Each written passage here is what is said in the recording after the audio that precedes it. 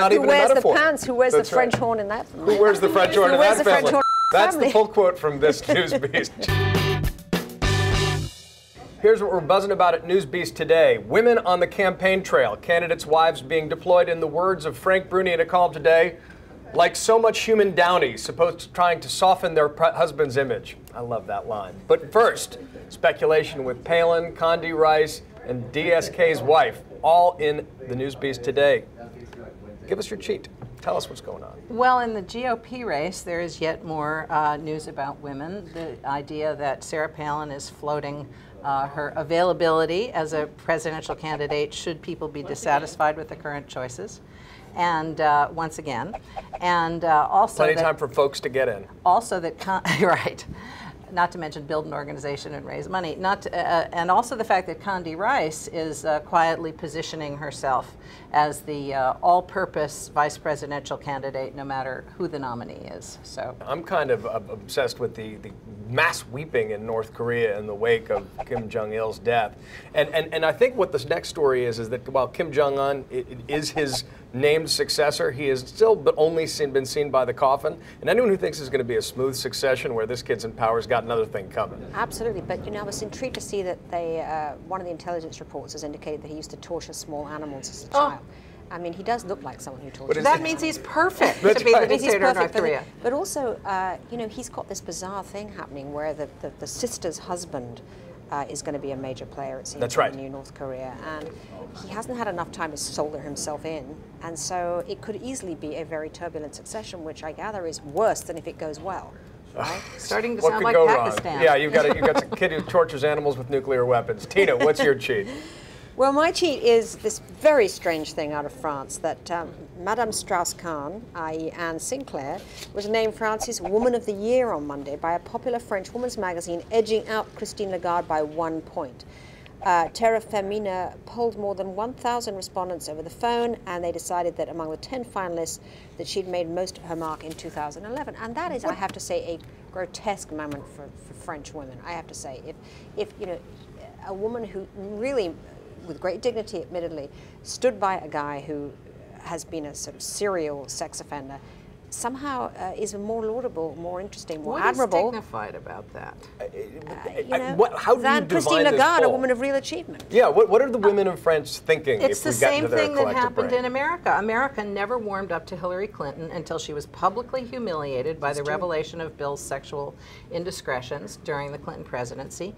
And all of a sudden, America really found her relatable in the current parlance. And it happens over and over again. And the really fascinating thing about the results for France is the same as what it was here, which is that women are more likely to identify with this powerful woman once she becomes a victim than they are with the powerful woman that really has true authority. And that's the depressing part, actually. Yeah. That is Princess the depressing Diana, part. Tina, you know. Princess Diana too, absolutely. Princess Diana phenomenon. also was, you know, actually she was pretty appealing before, Yeah. but once, of course, she became.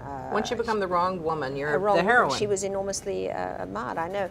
But I think, you know, actually, I think Anne Sinclair has a brilliant second act. I think she's going to be the one who winds up very powerful. After all, she was already a very successful TV Wasn't personality. she like the I Barbara mean, she was like the Walters of Barbara France? Waters of France, absolutely. And then I think she actually lost appeal when she when she stepped back to become essentially again the rich woman, the Theresa Carey figure. It's time for her third act, because otherwise you got you know. Well, she could save them with the third act, though. Yeah, well, absolutely. She could save him too. Well, and maybe save the reputation of France in the process. But not the reputation of women. No. Let's talk about women on the campaign trail. We're in that fascinating stage pre-Christmas where all the candidates are deploying their wives like secret missiles designed to make themselves more appealing and more human. Ann Romney being deployed enormously just to try to make her husband look more human. Well, Callista Gingrich is the one who's got the claws out, ripping into Twitter against the Romney camp. What do you make of all the deployment of women in the campaign at this point? If their husbands were more appealing, they wouldn't need to send their wives out as their secret weapons. But Frank Bruni has a really interesting column in the New York Times today, basically saying, isn't it time for us to get over this ridiculous and uninformed idealization of other people's marriages? Nobody ever knows what goes on inside anybody's marriage, including often one or both of the partners. And, you know, after John Edwards and what he did the last time around, not to mention other candidates too numerous to mention. You know, isn't it time that we stop, or the Gores? We idealized their marriage for all those decades. And, you know, who knows what the real truth is about the Romneys? And I'm not saying that because I have no idea about the Romneys. It's just the point is we don't know. Sometimes you kind of like someone a bit more when you discover that they've got a spouse who is just really interesting, independent. It does actually make you reevaluate. Actually, I mean, Chris Christie's wife is absolutely terrific, and not that I don't dislike Chris Christie actually, but his wife is a very, very interesting, smart, independent woman, and that I think it kind of makes you like him just a little more than if he's with a Stepford candidate. But Bernie's point was that John Edwards got so much credibility with women because he had this wife who was a little overweight and, you know, looked as though she'd aged in a way that he in his sort of preternaturally youthful way didn't.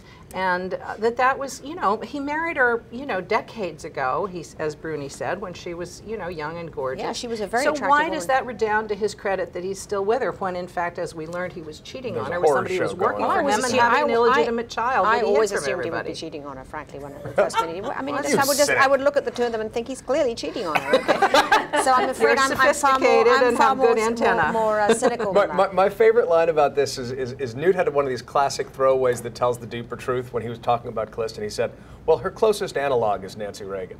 But listen, that's so perfectly Stepford. The thing that I'm fascinated by, the thing that I think is far more telltale is that he was off the campaign trail this weekend going to a French horn recital of Callista Gingrich. What does that tell you about who wears the pants, who wears the French horn in that family? Who wears the French horn in that family? Who wears the French horn in that family? That's the full quote from this NewsBeast. Gina, final word. French horn.